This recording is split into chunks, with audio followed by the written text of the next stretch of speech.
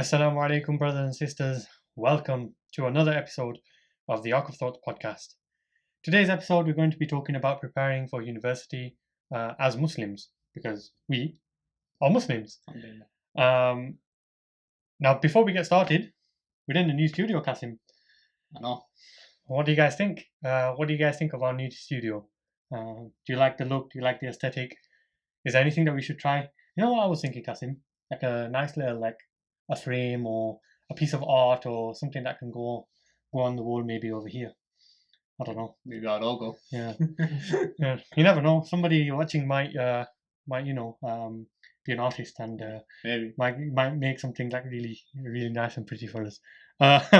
Anyway, today's episode we're talking about preparing for university as a Muslim, because I think this is a topic that is really relevant at the moment.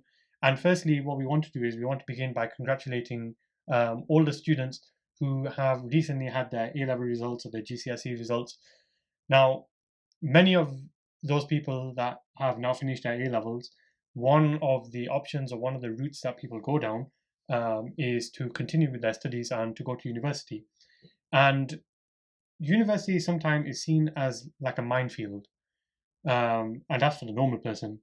As for the Muslim, it can be a very challenging place, but a place where an individual can grow and learn a lot about themselves and the world around them as well. So what we want to do is we want to discuss some tips and tricks, some advices that we might have, some things that we've learned along the way, maybe explain a few different things and terminologies that you may not have come across as well. Whilst it's going to be relevant for new students, I think it's also going to be relevant for students that are still studying.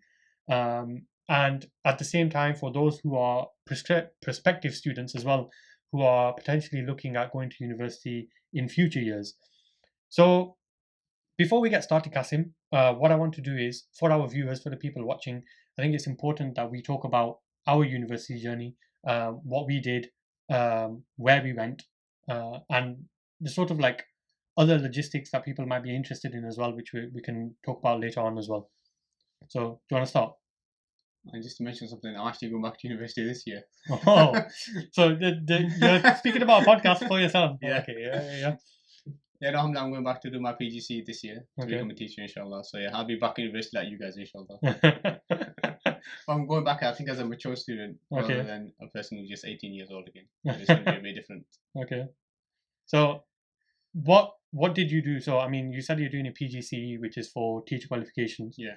But when you were 18, you also went to university at that time as well. Yeah. What did you do? Where did you go? How did you go about your degree? If that makes sense.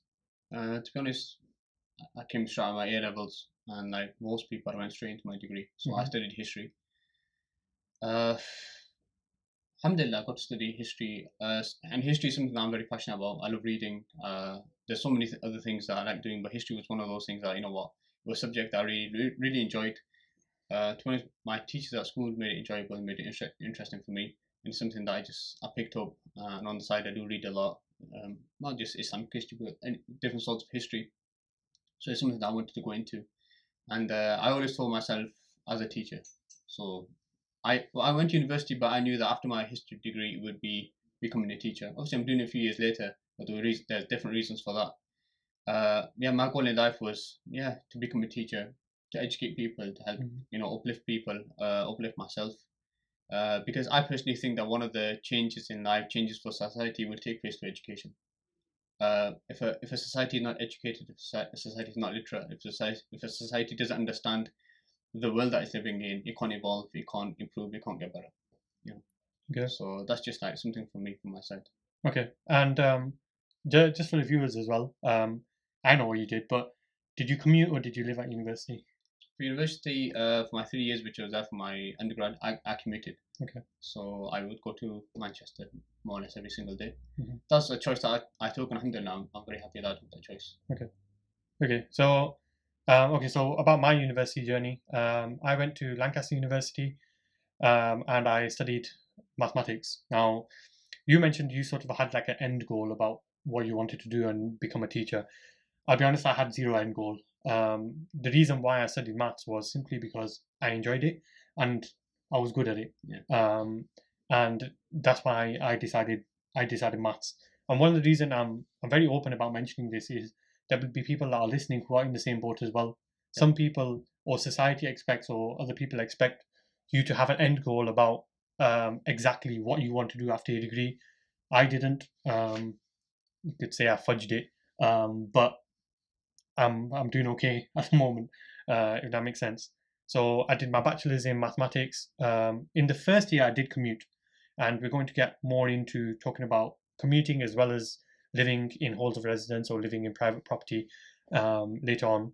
But I commuted for the first year. Then for my second year and my third year, I lived in private property. And then after my bachelor's, I then went on to study a master's degree. I specialized in the field of medical statistics. But during that year, I lived in halls of residence. Um, it wasn't. It was less out of choice and more out of necessity, because what essentially happened was I didn't know whether I was going to be doing the masters due to personal reasons, right until basically registration week, and there was nowhere else for me to go. But we'll get into talking about the different sort of places to live or different ways we can get to and from university later on into the talk. So the other thing that I sort of want to caveat is what we're not going to talk about. Um, what we don't want to talk about is the halal and the haram of student loans. That's something we don't feel qualified to do. That's not a topic that we want to go into too much. However, I do want to go and just point on the side. Um, there are some brothers in Islamic Finance Guru who I think, mashallah, do some fantastic work and amazing work. Now, we're not talking about the halal and haram of student loan, but I know that under the government that was led by David Cameron, um, I know not the most popular figure, but there were plans, and I'm not just talking wishy-washy plans, but some solid plans that went through the Houses of Parliament that have passed all the bills that are required for making a student loan that was not based on an interest model. Okay. Now, what's happened is this was meant to be implemented, and it was meant to be implemented for the likes of us, the Muslim population, as well as I believe the Jewish community as well. But unfortunately, this has stalled. It's passed through the House of Commons, House of Lords, and we're talking about the UK obviously here. Um, but it's stalled in terms of implementing it. And Islamic Finance Guru have released a video to explain like the details of it and how we can try to accelerate the process. So it doesn't matter whether we take the opinion of halal or haram. We understand that if an interest-based alternative, a non-interest-based alternative was present, then that would be the one that we as Muslims would go for. So why don't we get behind this movement of trying to help facilitate this? If we are alumni, then we can try and get involved. And if we are prospective students, and this may be something that is stopping us, then we can try to put some pressure on the government. And the brothers at IFG explain really well. So I'll leave a link for that in the description about where you can find a bit more information. But that's something that we are going to be staying away from. That's not something that we're going to talk about. The other thing that I want to mention here is that Kasim, university is not for everyone, man. No, I think this is I want to really drive this point home in terms of, okay, most people in the UK by law they've been in education to the age of 18 now. Mm-hmm. So they go to school, then afterwards they go to college, maybe to do A levels, to do vocational subjects, to do apprenticeships, different things. And unfortunately, the society that we live in, and this also comes from like the mentality of our parents, is that our kids will all go to university and get a degree and become educated. But honestly, hand on my heart, over the past few years, I don't think university is for everybody. I don't think university provides a platform for everybody to go on and to get a career. Mm-hmm. And I do think that university, I'll be honest, I worked at university for a year.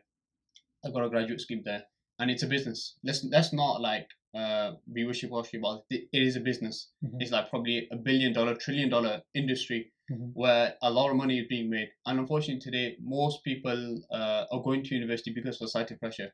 And like you said, like the point that you were very honest that you went to university, but you didn't really have like a goal, or you didn't really have like some sort of thing in mind. And majority of students go to university because their friends are going, society is going, they're getting pushed by their parents. Or if I don't go to university, I won't be able to make anything of my life. I won't get a career. and they're like sort of like going to university not with their full heart, and they don't really have a plan. What happens when they finish university? They don't get benefit from their degree, which is a big problem that we see. Yeah. And we want to push out there that, okay, even if you don't go to university, you can make something of your life and get apprenticeship. You know, you can pick up a trade. You can do so many different things. You can go into business. You can do so many different things. University is not the only way in life. You know, I think there's a point that to mention here. Yeah. That university is not the only way in life to succeed or to get to the place that you want to get to. Yeah, I think the problem is sometimes people struggle with this concept because there's such a huge societal pressure for people to go to university, and take our word for it, it's not the be all and end all. We know people that have not gone to university, that have been very successful and are very successful in what they're doing, and they're on some fantastic schemes. If my brother doesn't mind me mentioning, if he does mind me mentioning, he's not going to get clipped in. But as if he agrees to us mentioning, but he didn't go to university, although there was great societal pressure because my brother and myself were the only two siblings in the house. And for one brother, the elder one, to go to university, to do a bachelor's degree, to do a master's degree, to come out with, alhamdulillah, with good grades, there was great societal pressure on him. You know, everybody's asking the question, oh, which university are you going? Or what course are you doing? But my brother decided, and it was his own decision, that is not for me. And I think that he looks back on his own life and he says, you know what, that was probably one of the best decisions I made in my life. And he don't get me wrong, there is struggle, you know, and society doesn't help promote those people that choose not to go to university. But he battled through it, and he does not regret the decision of not going to university one single bit. And I think that's really, really important to mention. If you believe that academia is not for you, if you don't like the sort of exams, if you aren't somebody who's, you could say, book smart or enjoys studies, and I don't think we should make university a place only for those people who want to get a good job at the end. No, you know, if you enjoy studying, if you enjoy that particular subject as well, then by all means go. But yeah, I think this is a really important point to drive home. I just want to mention here another thing is that if you're a student now at the age of 18 and you're in a dilemma of whether to go to university or not go to university, my honest advice looking back would be take a gap year. Take a gap year, work in this gap year, and figure out what you want to do. Trust me, you're not going to miss the train if you don't go to university at the same time as your friends. If you go to university, the average age of a student is like 22, 23. It's not 18. It is not 18 years old. You know, take 1 year out, 2 year out, figure out some direction of your life. And then if university is good for you, then go, you know, and in that time you've worked, you've got some experience. If you feel like you're in the middle, honestly, my advice, take a gap year, take some time out, maybe travel, maybe, you know, work, and then think about university later. Don't jump into it, you know, half-heartedly. Yeah. I think the other point to mention here, Kasim, is, you know, the age which people perceive a university student, or the beginning age of a university student. Normally, people say around like 18 years old, 19 years old. And I think generally a sort of conception or a perception of society is that at the age of 18, 19, you're a mature adult, and you have a complete understanding of the world, and you have your life planned out. That's not the case. I didn't have my life planned out at 18, 19. I'm fairly sure that you didn't either. And there's no shame in admitting that. There's no shame in saying, I don't know what I'm doing, and that you need some time to figure it out. Okay. And this is like unfortunate that I don't want to use the word kids because they're not kids as well at the same time. But sorry, young adults is the right word. Okay. It's a shame that young adults at that age can't be open and can't admit to society or to members of their family or their friends that, look, you know, I don't know, I need to spend some time. But the important thing here is that you need to spend some time doing some research, or expanding your horizons and learning what you want to do, and then going down that line. So I think we've sort of covered the preamble part. What I want to go into now is like choosing university, and this tends to be like the first or the second sort of thing that young adults have to choose once they decide that they want to go into academia. One being the course that you want to do, and I don't want to talk too much about the course because every individual is unique. It might be that you have an end goal of you want to become a doctor or an engineer, in which case you need to do a specific thing, or on the other hand, you might just do something that you enjoy and you want to learn more about. Fair enough. There might be other reasons as well why you might choose a particular subject or a particular course. But choosing your university, this tends to be another issue that many people have. I think the first sort of misconception that many students have is I need to open up the Student University Guide, the Times University, the Guardian University, and find the best university or the top ranking university that I can get into. And there's a misconception about what these tables represent, firstly. Um, I think what you have to understand as a student is, as Kasim mentioned, universities are businesses first and foremost. And they're not only institutions to provide education, but at the same time, they're institutes to make money.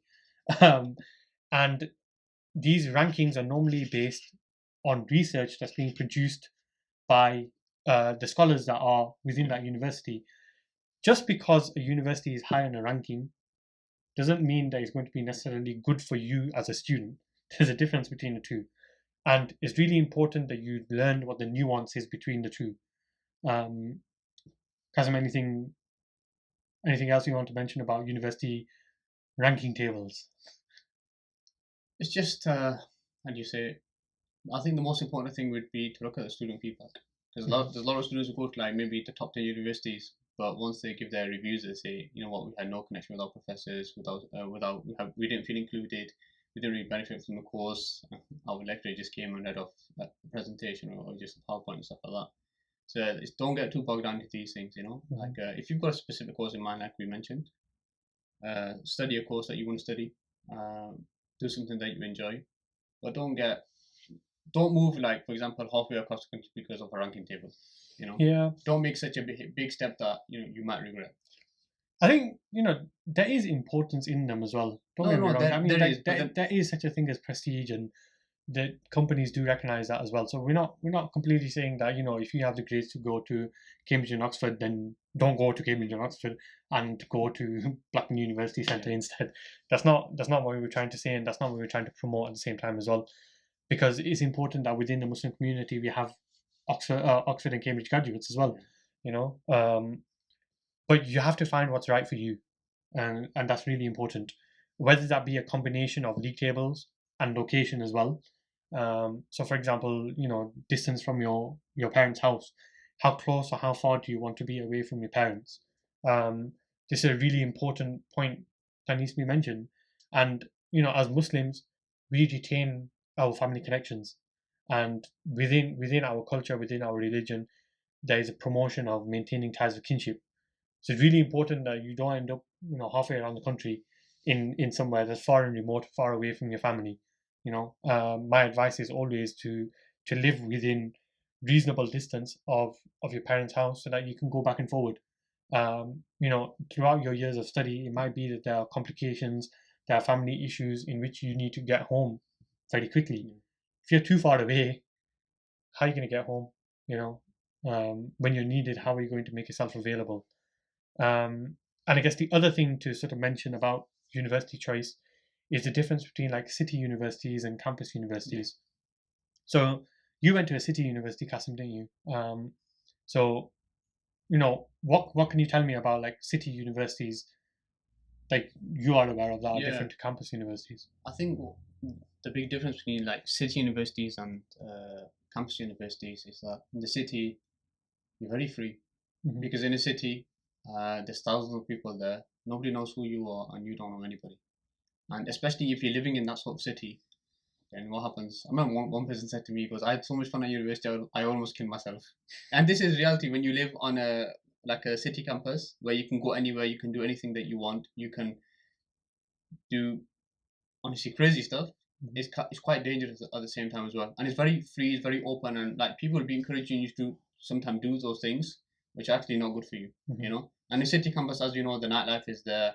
You have clubs, all the stuff that we don't really want to mention, but it's all there and it's open, and it's accessible for you. on a campus university, it's a bit different as you went to a campus university.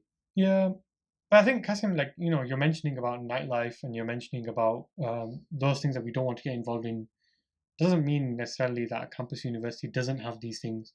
Um, I think the difference is you're living in it. Yeah, In a city university, you're living in it. You're right in the center. You're living. You're in the eye of the storm. Yeah. You can say. Whereas in a campus university, the difference is that you're living on a campus which is exclusively for students, and there's only and only going to be students there. So you're not generally mixing in with the local population. It tends to be like a little village in itself. And I am aware there aren't as many campus universities as there are city universities. City universities tend to be a lot more common. But the only reason I'm mentioning it is because I went to a campus university, and you can argue your point about everything is more accessible in the city, but to a person who wants to access these kind of things, it's also going to be accessible in a campus university. But I'm saying this that Muslim wants to access. Yeah. I think the advantage of a campus university is everything is really close. Everything's in one area. Your food outlets are literally like next door to your lecture halls. Your sports center is there. Everything is all on one location. You don't need to go far to get to anything that you need in uni. So I think that's the sort of main difference between city and campus.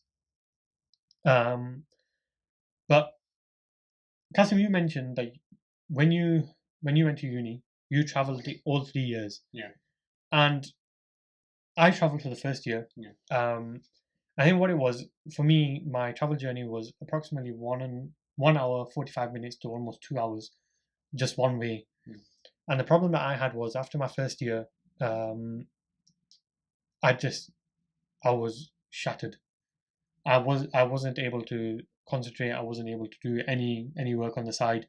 It was literally just attending lectures, attending seminars, and that's it. That's all I could do.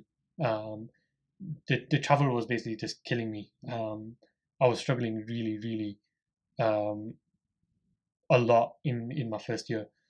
So I made the decision to move and to live in Lancaster. Yeah. You decided, however, to spend your entire 3 years commuting. Yeah. So do you want to tell us, like, what advantage did you see in commuting? What benefit did you see in commuting? And how did you find it?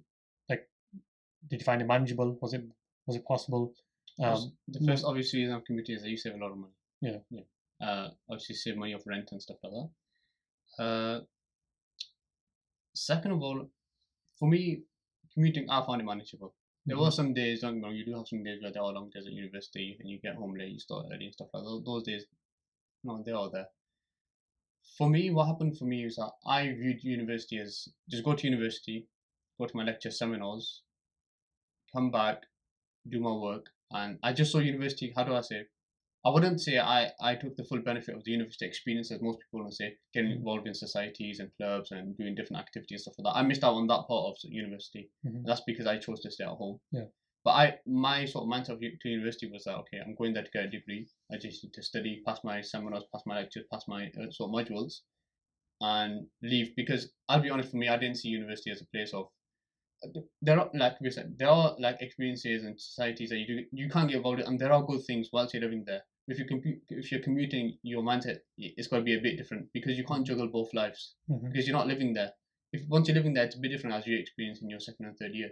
So for me, that the main benefit was obviously saving money, being at home every single day, being safe. I think that was the main thing, being safe, because once you're out there, once you live away from home, once a person, especially that age of 18, 19, 20, he has freedom, he has time, and he has energy, he could do a lot of stuff.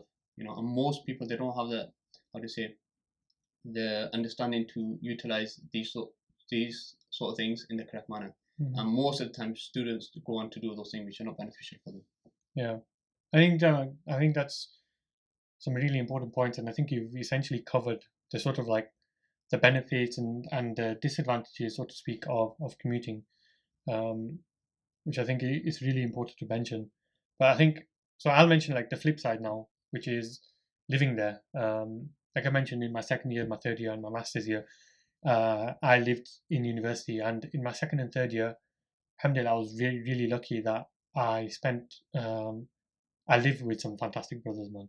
Alhamdulillah, man. If any of the brothers are watching, who I live with, and obviously you guys know who you are, we had some fantastic times in that second and third year, man.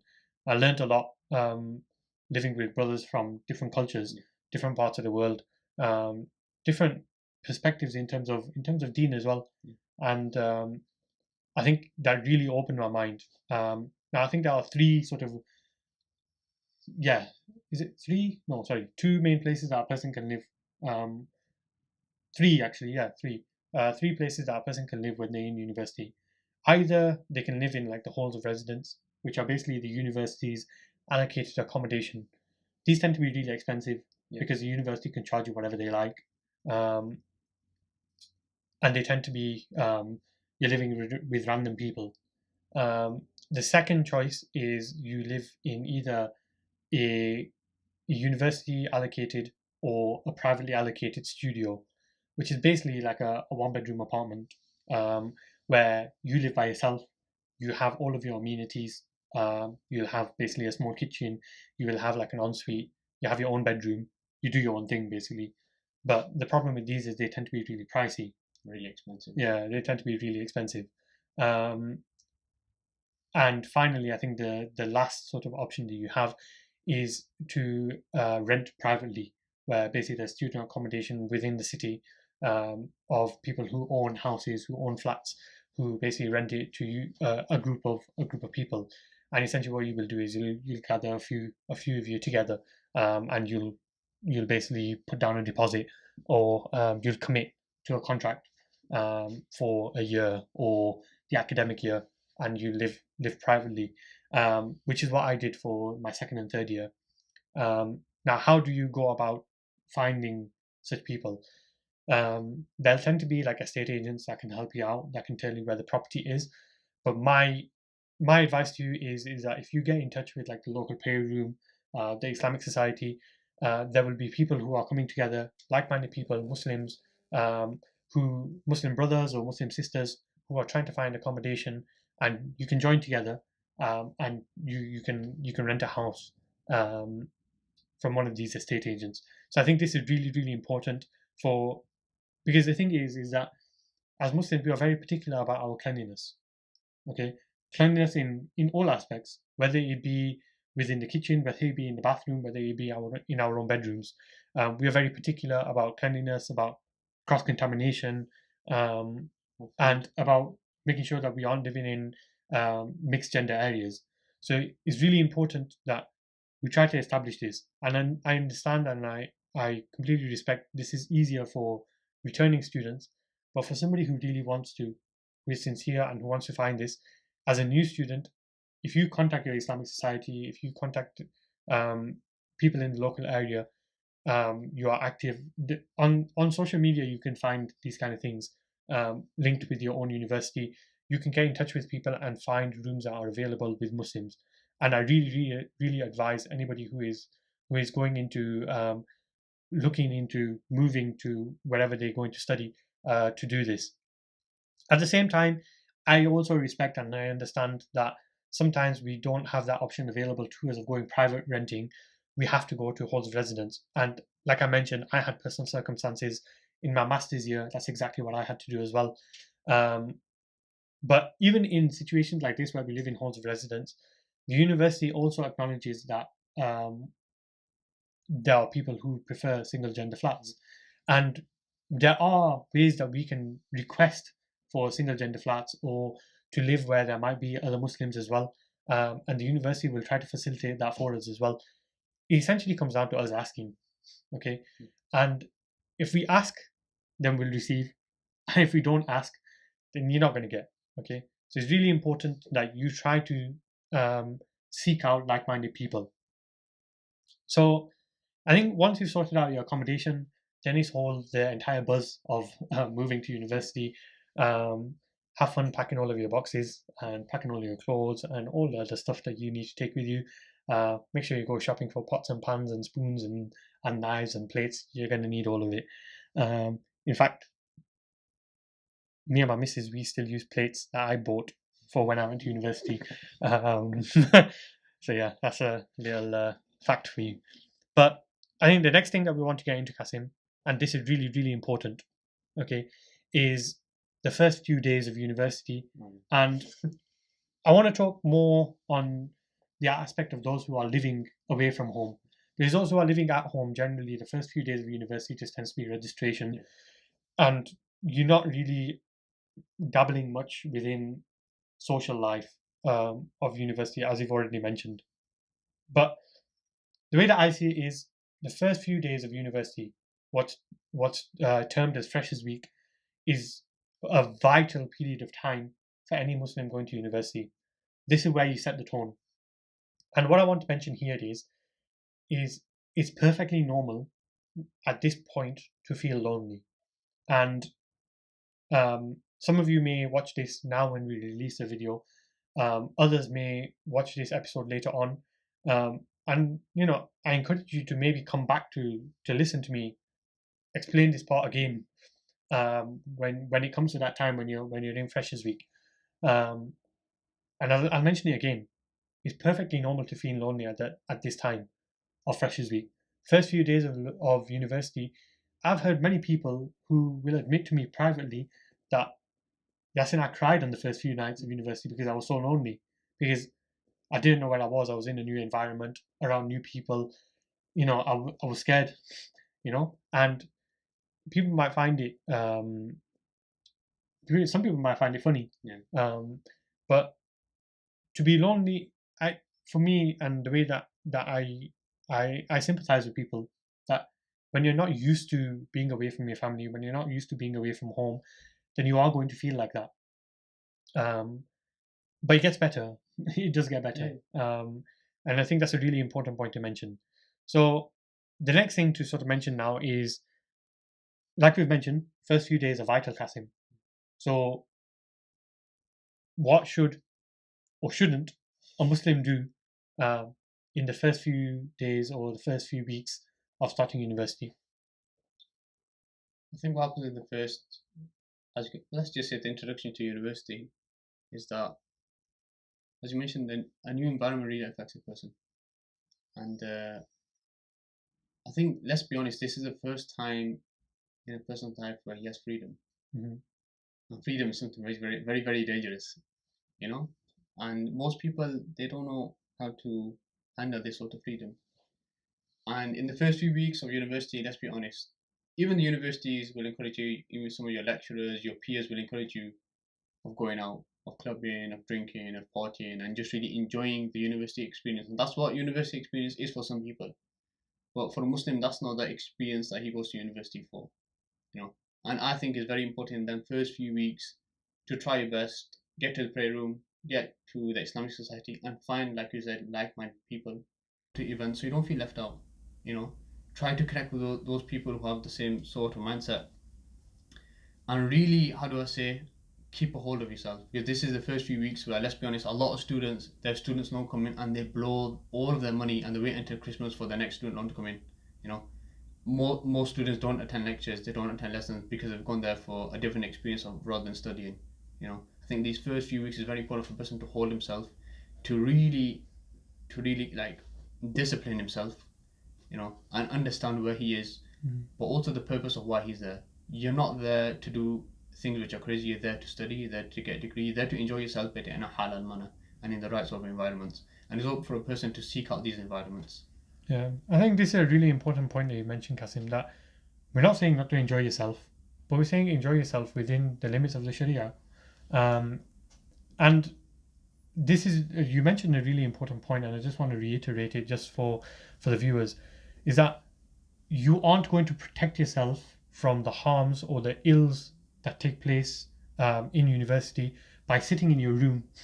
You have to do activities which are going to enjoy yourself as well, and if you're doing other things which are within the limits and within the boundaries of the Sharia and you're enjoying yourself, then you won't be drawn to the other things which are outside the limits and outside the boundaries of the Sharia.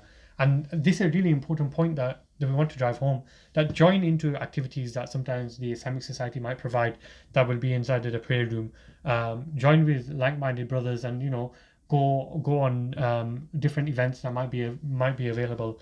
If you're a sporty person, then join in the football or the cricket, or try a different sport. That you might never have tried before and you want to get into. I think this is really important, that if you are spending your time busy in activities which are halal, then you won't spend your time in activities which are haram. Natural, right? It seems simple enough, but it's a big advice that we try to take on board. Like Kasim mentioned, make sure you introduce yourself in the prayer room, and I don't mean walk in and say Assalamu alaikum, my name's Yasin. No, you can do that if you like, but make yourself known in the prayer room. If you are there more often than not, then you will meet people, and generally the prayer room is a place where a lot of brothers and sisters go just to meet like-minded people. And the more time you spend there, the more people you're going to meet, the more people you're going to introduce yourself to, and you might make friends along the way that you never knew, and you'll have these friends for the rest of your life. So the prayer room is definitely a place to go to. The other place that I would highly recommend is also go to your local masjid as well, wherever that may be, whichever city you are in, or whichever village, or wherever you are. There's going to be a masjid that's close by, and you've got to bear in mind that this local masjid has seen hundreds and thousands of students come in and out, and in and out, and in and out. And if you acquaint yourself in a local masjid, there might be like some local brothers that are there, who will help you in your process. And I can vouch for it that, alhamdulillah, I had somebody from the local masjid in Lancaster who sort of took me under his wing, and who was like a fatherly figure to me. And up until this day, I remember him and I make dua for him, because the fact that he was there, he was available, and he helped, and whenever I needed anything, he was available. And we became really good friends.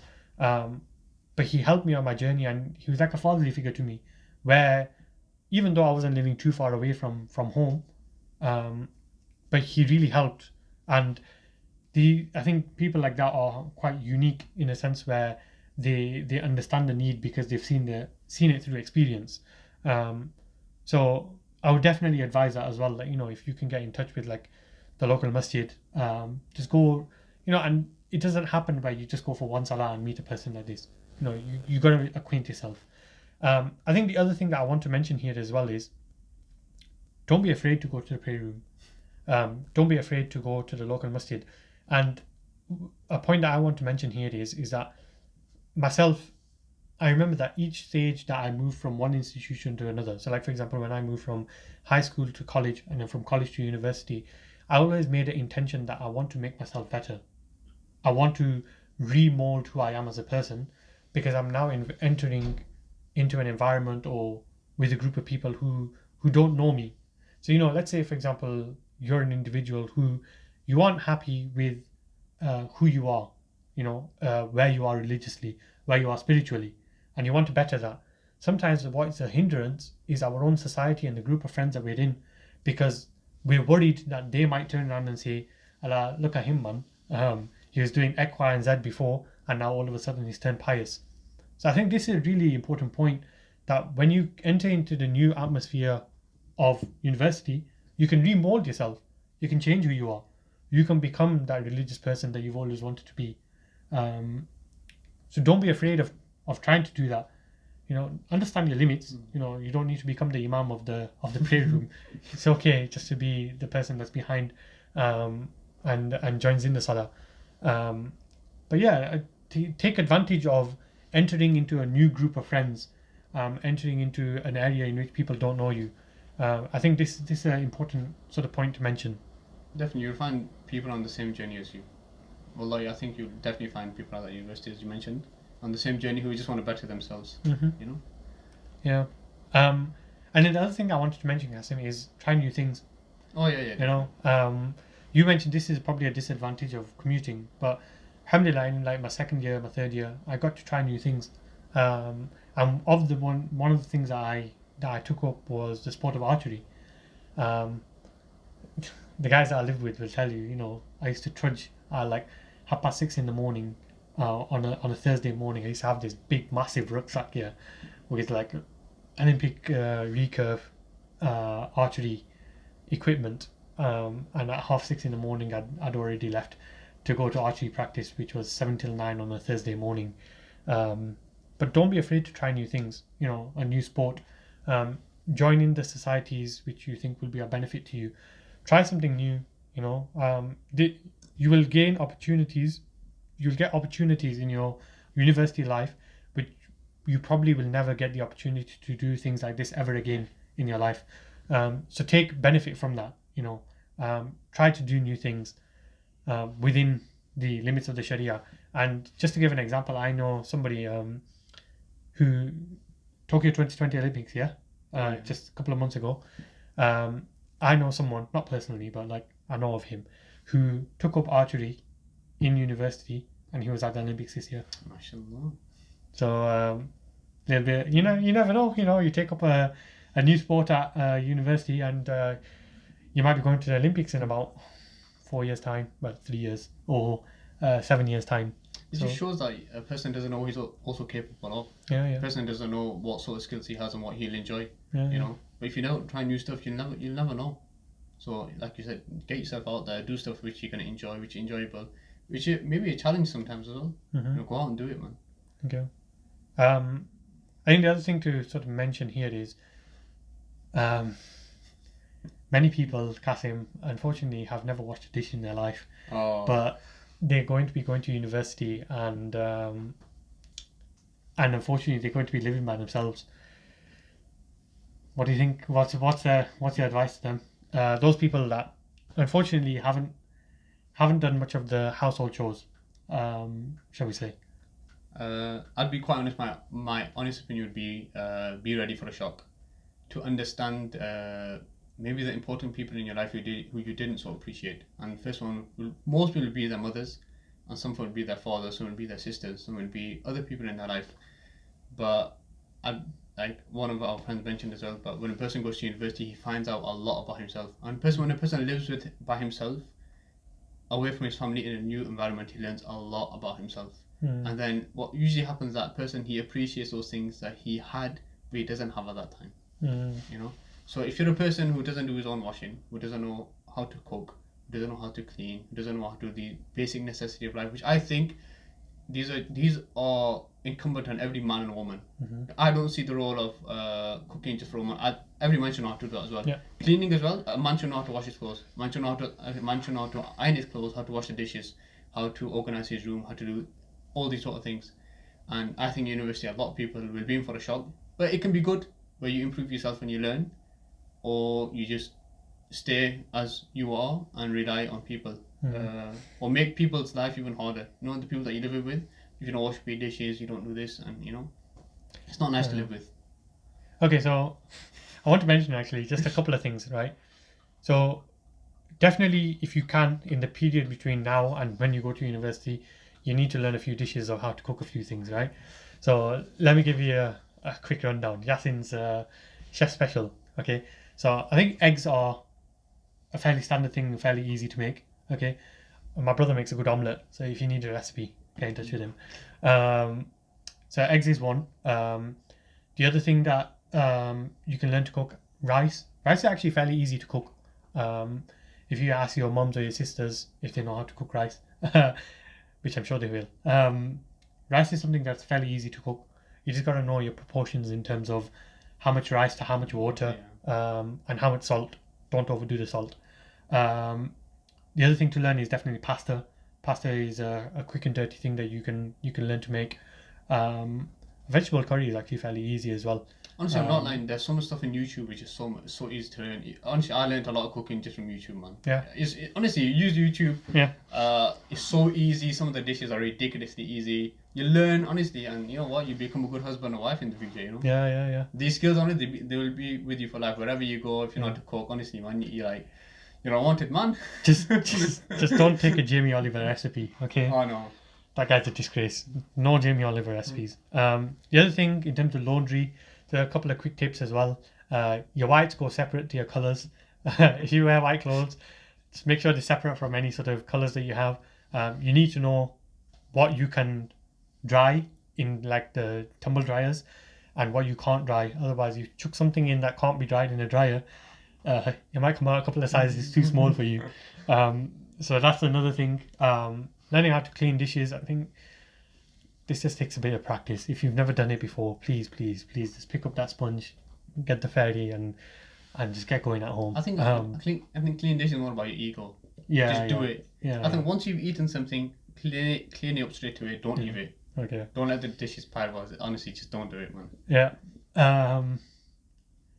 Everything else, I think, is more just like standard. I think a lot of times what happens is once people realize they're living in like a they're living in a mess. I wanted to use another word then.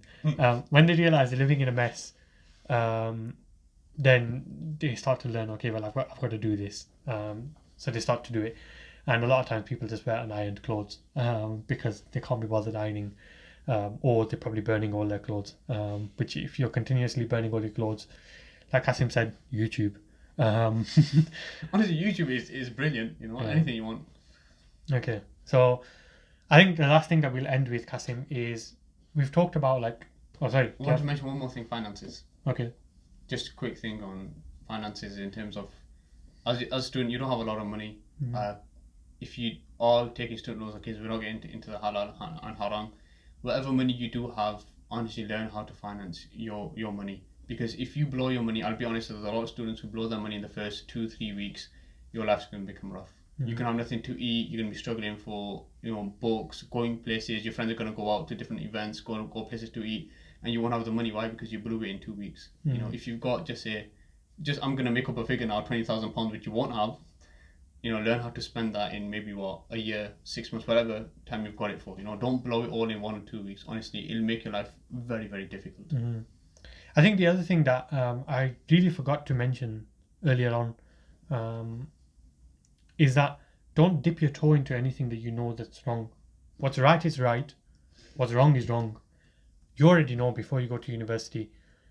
And the problem is once you dip your toe into something that you know that you shouldn't be doing, you're going to make it very, very, very difficult for you to come away from that. And you will have no control. Your self-control will go out the window. So just avoid it in the first place. You know the kind of things I'm talking about. I don't think you need myself and Kasim to spell it out. You know what's right and you know what's wrong. And it only goes downhill. Okay? So it's really, really important that just don't try it. No matter what the pressure is. And I think this is where when we mentioned about the first few weeks of Vital, when you learn to say no in the first few weeks, people will respect you for that. And they'll understand that this guy doesn't do drugs. This guy doesn't have alcohol. This guy won't come clubbing. So they'll stop asking. Okay? But you've just got to be resolute in your first few weeks. If you dip your toe, they'll keep asking you. And you'll keep going. It's as simple as that. So just be careful. That's all I'll say.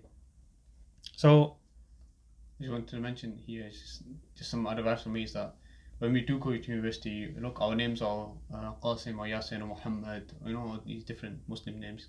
We're going to university as a Muslim, and whether we like it or we don't like it, I say this for every single Muslim on the face of the earth, we all are representing Islam, and we may be the only connection or image that another person or non-Muslim has with Islam.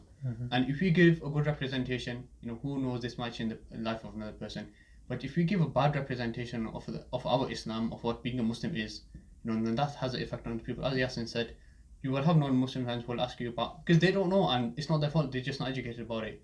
They ask you about alcohol and these different things, and you say no, and you say I'm a Muslim, then they start to understand that, okay, Islam says this, why does it say this, and you can maybe just intrigue somebody's interest, and you don't know what can happen, but you're going to university as a Muslim, just keep that with you, that whatever I do, I'm the face of Islam for some people. Yeah, definitely. And your dawah, it doesn't have to be direct, you don't have to like directly invite the person towards Islam. Just your actions, your indirect actions, they have an influence, and if you have the right intention, then this will be a form of dawah as well, inshallah, which you will be rewarded for. So yeah, I think that's the sort of final thing to mention. on that aspect. Is there anything else before we wrap up? No? Okay, so you mentioned a lot of stuff you want to mention, yeah. So I think just the last thing we'll talk about is like studying tips, maybe.